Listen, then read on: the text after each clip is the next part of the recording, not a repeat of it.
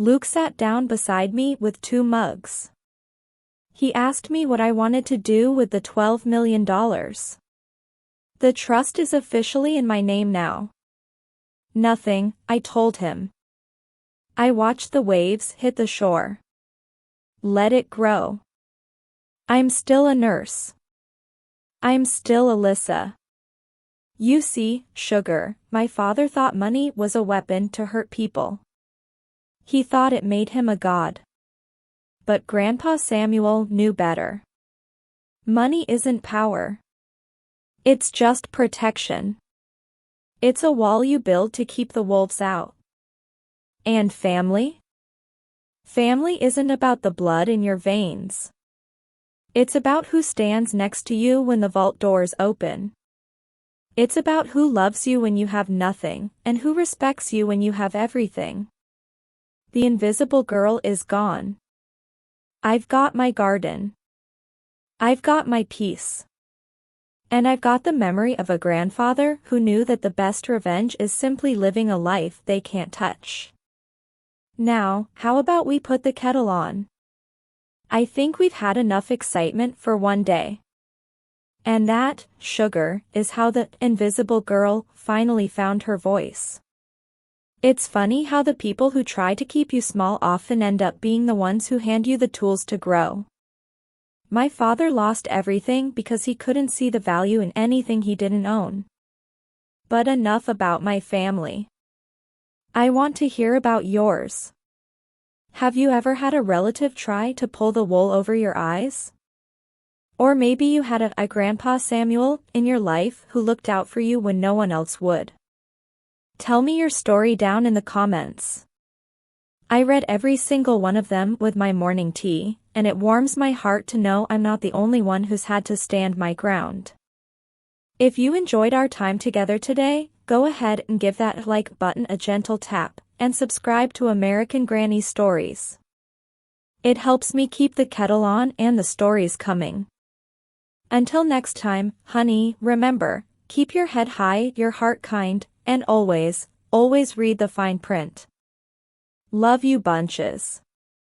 Bye. Bye. Now. Well, hello there, sugar. Come on in and sit a spell. You know, they say that money is the root of all evil, but I reckon it's actually the pride that comes with it. Take a look at this old, yellowed bank passbook. It's crinkled, stained with cheap champagne, and smells like a cold Newport night. My father held this in his hand on my wedding day, laughed in my face, and threw it into a bucket of melting ice. He called it trash. He thought he was humiliating his invisible daughter in front of 500 people. He thought he was the king of the world, and I was just the girl who scrubbed his floors. But what that man didn't know, what he was too arrogant to even check, was that our trash was worth $12 million. Stay with me, honey. I'm going to tell you how a soggy book of paper became the match that burned down a fake empire, and how my Grandpa Samuel reached out from the grave to hand me the ultimate revenge. You might want to hold on to your hat for this one, it's a long road, but the ending? Well, it's worth every mile. Well, hello there, sugar. Pull up a chair and let me tell you a story that'll make your tea go cold. It was a June evening in Newport. The air smelled of expensive lilies and salty ocean breeze. My wedding day was supposed to be a dream. But in my family, dreams were only for those who could afford them. There I stood in a dress I'd saved for 3 years to buy. It wasn't silk from Paris. It was simple lace from a little shop off the main road. I felt beautiful. For one moment, I felt like I finally belonged. But then I saw my brother, Hunter. He was the golden boy. The one who never worked a day but always had the keys to the kingdom. He was leaning against the open bar. He was already on his 4th glass of top-shelf scotch. He looked at my dress and smirked. He didn't see his sister. He saw an embarrassment. And then there was my father, Richard. He didn't walk into a room. He invaded it. He was a man who measured love in interest rates. He spent the whole reception talking about his new yacht. He hadn't mentioned my name once. Not even during the toast. Grandpa Samuel was the only one who saw me.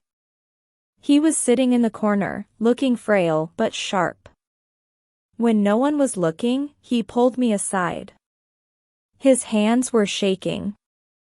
He pressed an old, yellowed passbook into my palm. It was wrapped in a tattered rubber band.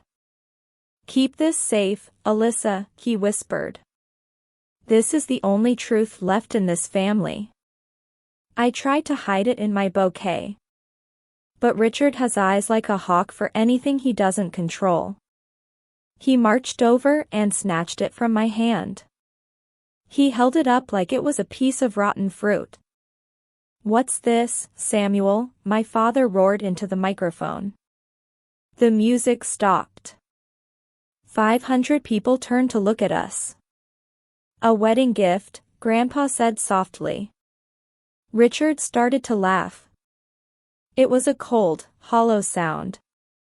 This piece of trash?" He dangled the passbook over a silver bucket. It was filled with melting ice and half-empty bottles of champagne. "Trash belongs with trash," he announced. He let it go. I watched it fall in slow motion. Splash. The old paper hit the freezing slush. The crowd didn't gasp. They laughed. They followed the leader. My heart didn't just break. It turned to stone. I didn't say a word. I didn't cry. I reached my hand deep into that freezing, dirty water. I ruined my white lace sleeves. I grabbed those wet, ruined pages and held them to my chest. I walked out of my own wedding without looking back. My father thought he had destroyed a piece of paper. He didn't realize he had just handed me the match to burn his whole world down. The drive away from the wedding was the quietest mile of my life. I looked down at those dripping pages in my lap. The ink was running like tears. My mind drifted back to a time when I was just a little girl. I was 12 years old. My father's study was a place of dark wood and the smell of expensive cigars. I remember the weight of the scrub brush in my small hand. My father had spilled his scotch on the floor. He did it on purpose. I saw the tilt of his wrist. "Clean it up, Alyssa," he had said. He didn't even look at me. "Hunter has a tennis lesson. You have chores. That's the natural order of things." To him, I wasn't a daughter. I was a servant in training. He wanted to break my spirit before I even knew I had one. He used to say that some people are born to lead and others are born to carry the bags. He made sure I knew which one I was. But Grandpa Samuel saw it differently. He would wait until my father left for the city. Then he would take me out to the old garden shed. It was our sanctuary. "Don't you listen to him, little bird," he'd say. He'd pull out a crumpled newspaper and point to the stock symbols. "Value isn't about what people see on the outside. It's about what you grow in the dark." Grandpa Samuel was a genius at being overlooked. My father thought the old man was losing his mind. He called him a senile relic. He ignored him at every dinner. That was Richard's biggest mistake. He thought silence meant empty-headedness. But Grandpa was busy. He was taking every penny my father gave him for expenses and putting it to work. He bought shares in companies with names like Apple and Microsoft when they were just seeds in the ground. He didn't buy them for himself. He didn't want a faster car or a bigger house. He was building a fortress for me. Every dividend was a brick. Every interest payment was a shield. He knew my father was a hollow man. He saw the rot in the family business long before the banks did. One day, they'll try to make you feel like nothing, Grandpa told me once. We were sitting on the porch of the little cottage. That's when you open the book. That's when you show them that the invisible girl has the heaviest pockets. That $12 million wasn't just a number. It was 40 years of silent rebellion. It was a grandfather's love hidden in plain sight. Back in the car, I touched the wet paper.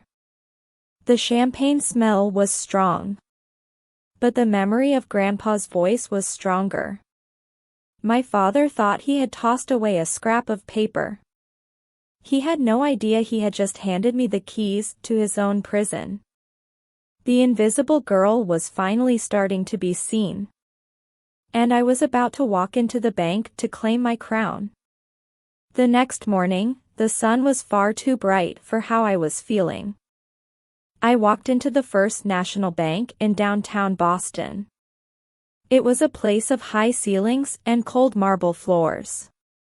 My thrifted coat felt heavy on my shoulders. I felt like a stray cat in a palace. I reached the counter and saw a young teller. She couldn't have been more than 20. She looked at me with that polite, bored expression young people have. I didn't blame her. I looked like a woman who was lost on her way to the grocery store. I pulled a plastic Ziploc bag out of my purse. Inside was the damp, yellowed passbook. I slid it across the polished wood. I need to check the balance on this, I said.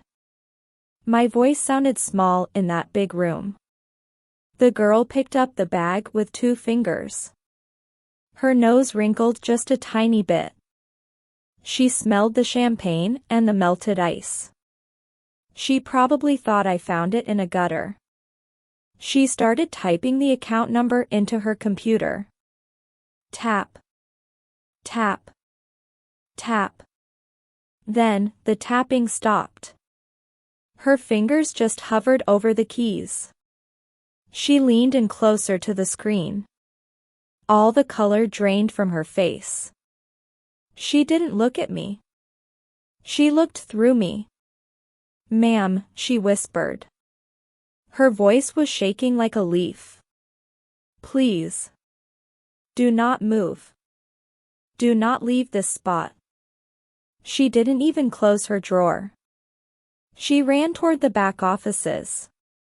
A moment later, 2 men in expensive suits came charging out. One was the branch manager. The other was the regional director. They didn't see my old coat anymore. They looked at me like I was a long-lost queen returning to her throne. "Miss Mercer," the director said. He was breathless. "We have been waiting for someone to claim this account for a very long time." They led me through a heavy steel door into a private vault room. It was quiet enough to hear my own heart beating. They placed a thick, leather-bound file on the table.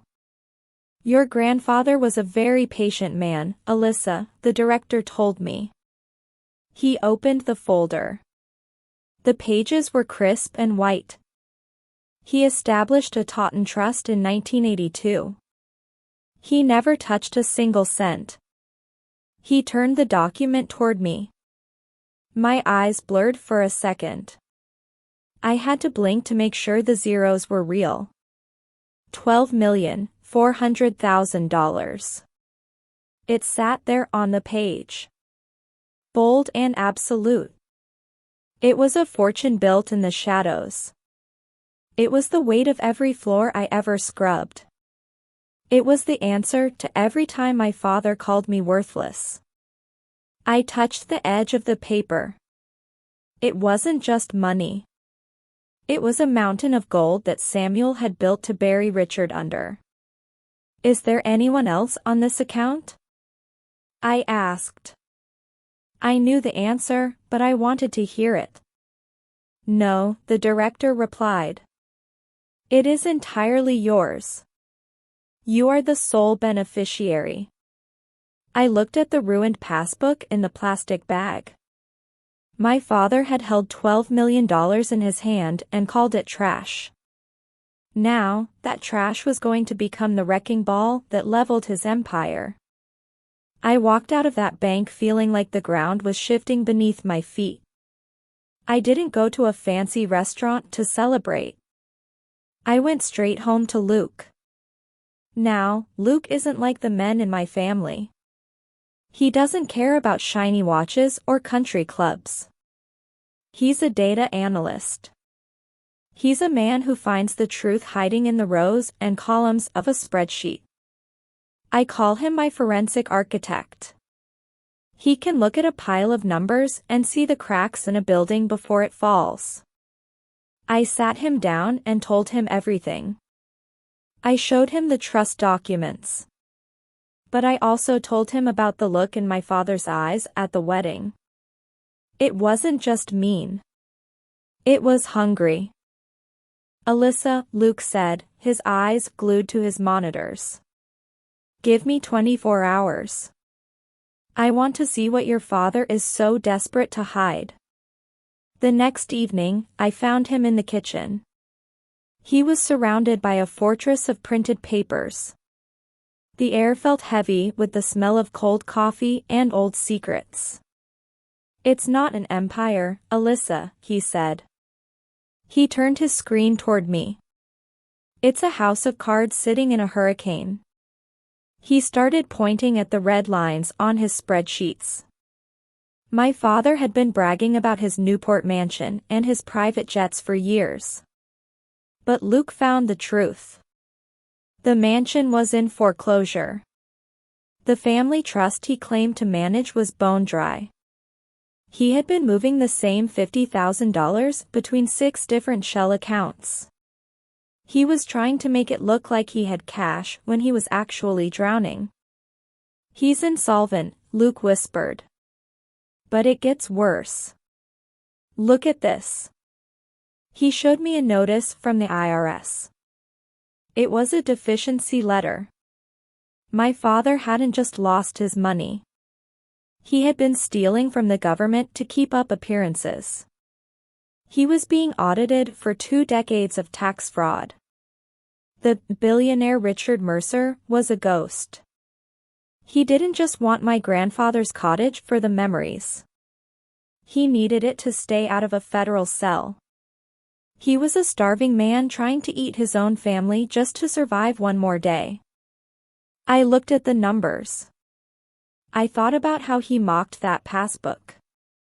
He had held his salvation in his hand and thrown it into the ice because his ego was bigger than his brain. He's going to come for you, Luke warned me. He's desperate. And a desperate man is the most dangerous animal in the woods. I looked at my husband and then at the $12 million trust papers. For the first time in my life, I didn't feel like the invisible girl. I felt like the hunter. Let him come, I said.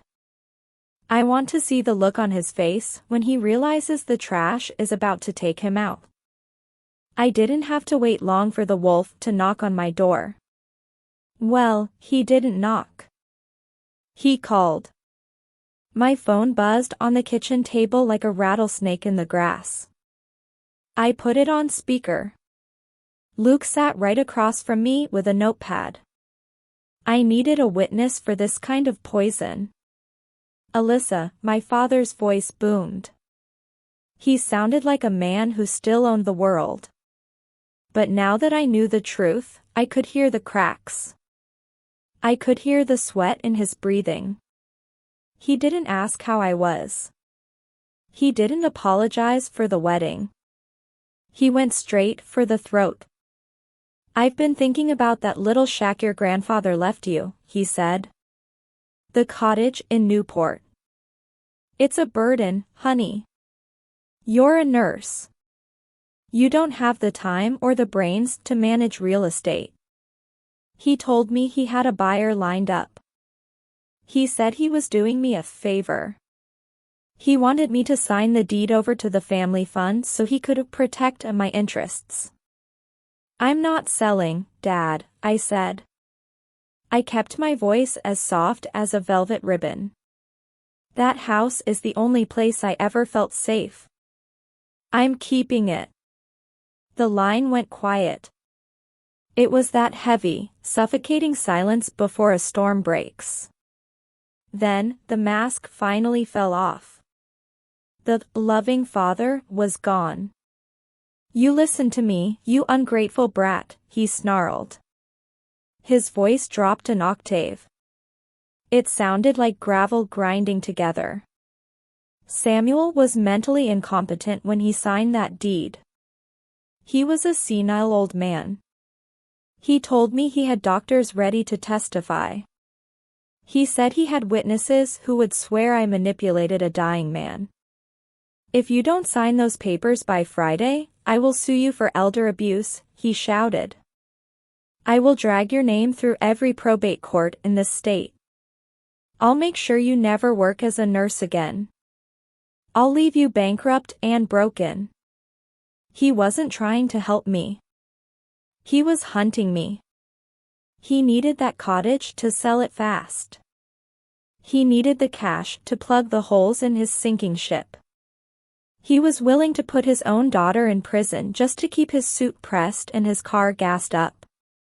Do you understand me? He demanded. You're out of your depth, Alyssa. You're a nobody. Sign the papers or I'll destroy you. I looked at Luke. He was already writing down the names of the shell companies we'd found. I felt a cold, calm strength rising up in my chest. I understand perfectly, Dad, I said. I hung up the phone. My hands weren't shaking anymore. He thought he was bullying a victim. He didn't realize he was poking a hornet's nest with a very short stick. He wanted a fight. Well, I was going to give him one. But I wasn't going to use my fists. I was going to use the very greed that was eating him alive. I waited exactly 24 hours before I picked up that phone. Silence is a funny thing. It's like yeast in a warm bowl. It lets the desperation grow until it bubbles over. Luke and I spent that whole day huddled over the kitchen table. We weren't crying. We were crafting. We didn't hire a lawyer to stop the sale of the cottage. We did something much more surgical. If he wants a victim, Alyssa, Luke whispered, you have to give him the best performance of your life. We stayed up until the birds started chirping. We drafted a document that looked official. It had the right seals and the right heavy paper. To a greedy man, it looked like a golden ticket. But the fine print was a masterpiece of misery. We titled it an affidavit of historical management. In the tiny legal text, it didn't just transfer funds. It made the signer legally responsible for every cent, every debt, and every tax fraud tied to those accounts for the last 20 years. When I finally dialed my father's number, I let my breath get shallow. I made my voice go thin. I became that 12-year-old girl with the scrub brush again. Dad? I whispered when he answered. I let a little sob catch in my throat. I'm so sorry. I shouldn't have hung up. I'm just so scared. I could almost hear him smirking through the line. He thought he had broken me. You should be scared, he snapped. But his tone softened just a hair. The predator had caught the scent of blood. It's not just the cottage, Dad, I said. I let my voice tremble. I went to the bank. The passbook, it wasn't empty. There's money. A lot of money. $12 million. The line went so quiet I thought the call had dropped. I could hear his brain whirring like a rusty engine. He was doing the math. 12 million would fix everything for him.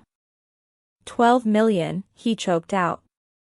The greed was practically dripping off his tongue. The bank manager started talking about audits. I cried. He said the IRS would take half. I don't know how to hide it. I'm going to go to jail, Dad. Please, you have to help me. I handed him exactly what he believed about me. That I was weak. That I was stupid. That I was terrified of the power I held. Listen to me very carefully, Alyssa, he said. His voice was like silk now. He was playing the hero. Do not sign anything with that bank. You bring those papers to me. I can shelter it under the family trust.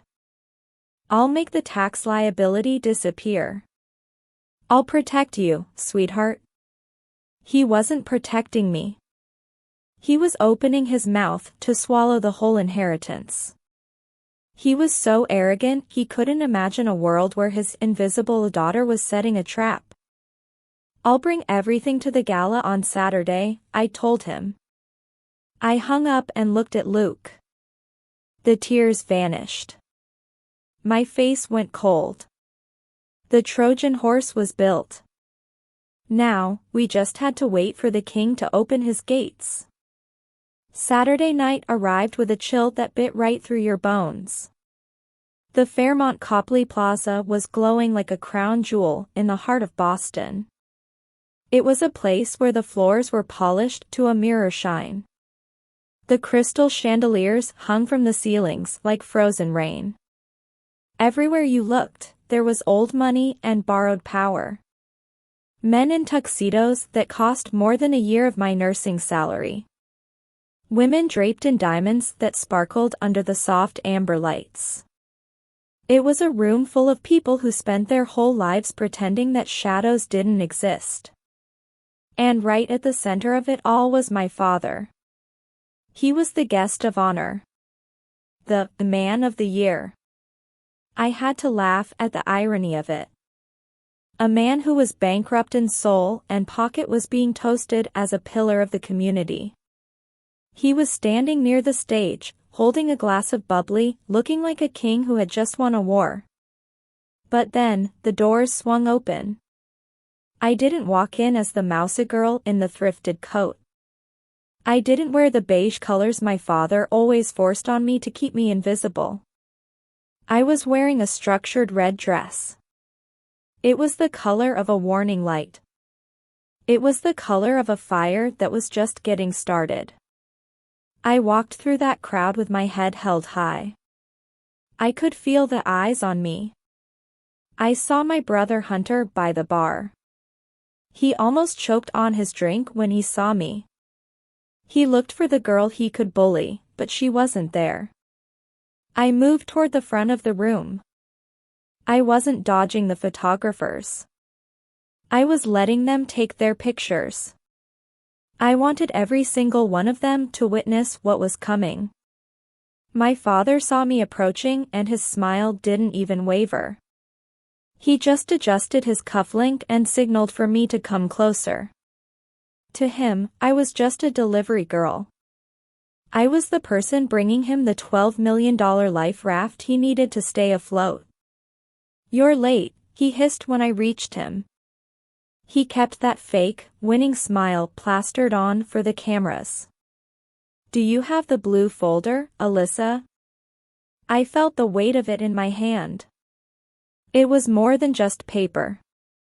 It was the final chapter of a story that started 30 years ago in a study with a spilled drink. I have it, Dad, I said. My voice was as steady as a heartbeat. Everything you asked for is right here. The room was buzzing with music and laughter. Nobody knew that the man of the year was about to sign his own confession. I looked him right in the eye. I didn't feel fear anymore. I just felt the cold, hard weight of justice. The noise of the gala faded into a hum in my ears. It was just me and him. The man who thought he was a giant. And the daughter he thought was a flea. I held out that blue leather folder. My father snatched it so fast you'd think it was made of solid gold. His eyes were wide. They were glassy with the kind of greed that makes a man blind. "Is the transfer authorization in here?" he asked. He was whispering now. He didn't want the senators or the bankers to hear. "Everything is there, Dad," I said. "The power of attorney. The historical management clauses. Once you sign as the sole trustee, the 12 million falls right into the family fund. Just like you wanted." He flipped the page. He didn't look at the definitions. He didn't read the paragraph about historical liability for unreported foreign assets. He didn't even notice that the dates went back 20 years. To him, it was just a line on a page. It was a bridge over the canyon of his own debt. "You did the right thing, Alyssa," he said. He pulled a heavy gold pen from his pocket. "I knew you'd see reason.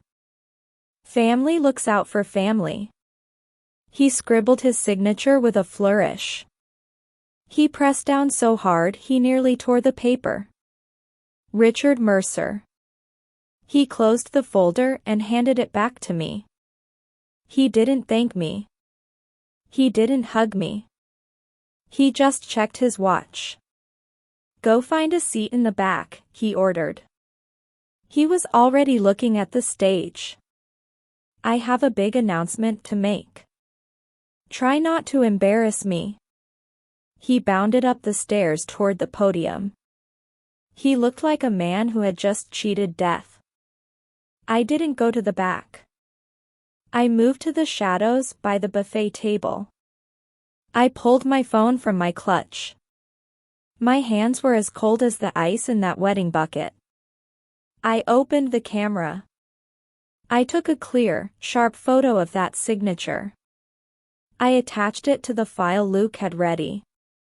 The whistleblower complaint. The 20 years of Shell Company records.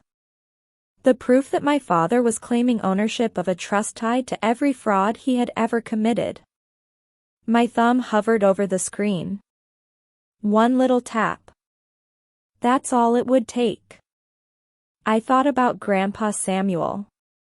I thought about the 12-year-old girl scrubbing the floor until her knuckles bled. I hit send. The little loading bar moved across the screen. Transmitting. It felt like the longest 3 seconds of my life. Then, a soft buzz.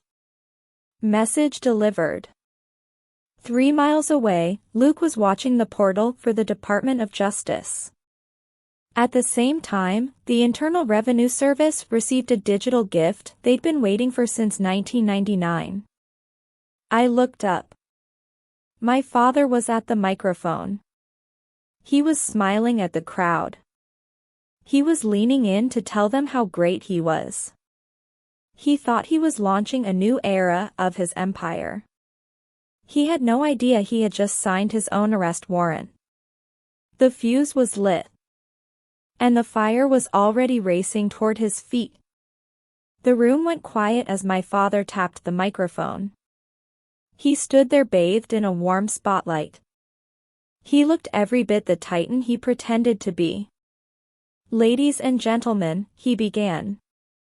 His voice was smooth as velvet. "Tonight is not just about a title. It is about a legacy. I am proud to announce a historic expansion of the Mercer Family Foundation." He paused for the applause he always craved. "We are moving $12 million into a new fund. It is an investment in the future of this city. And in the strength of my family name." He was confessing in front of 500 people. He was claiming every cent of that trust. He was tying himself to every hidden account and every unpaid tax in that folder. He thought he was unveiling a statue. He was actually reading his own Miranda rights. Suddenly, the giant LED screen behind him flickered. The logo of the Mercer Foundation vanished. For a second, there was only static. Then, a massive gold and blue seal filled the screen. It was the Department of Justice. Across the seal, in bright red letters, were the words, "Federal Asset Seizure in Progress." The room didn't explode. It went deathly silent. It was the kind of silence you feel right before a mountain slides. My father turned around. He looked at the screen. He didn't look afraid. He just looked confused. His mind couldn't accept a world where he wasn't the one in control. Then the heavy ballroom doors burst open. 6 men and women in dark windbreakers marched down the center aisle. On their backs, the letters IRS and CID glowed under the chandeliers. They didn't stop for the waiters. They didn't care about the senators. Richard Mercer, the lead agent, shouted. My father clutched the podium. Do you have any idea who I am? He roared into the mic. His voice echoed through the speakers, sounding hollow and desperate. We do, the agent replied. He reached the stage and stepped into the light. You are the sole trustee who just signed an affidavit accepting responsibility for 20 years of unreported offshore accounts. Step away from the microphone. My father's face went from white to a sickly shade of purple. He spun around, searching the room until his eyes landed on me. She tricked me, he screamed. He pointed a shaking finger at my red dress. My daughter did this.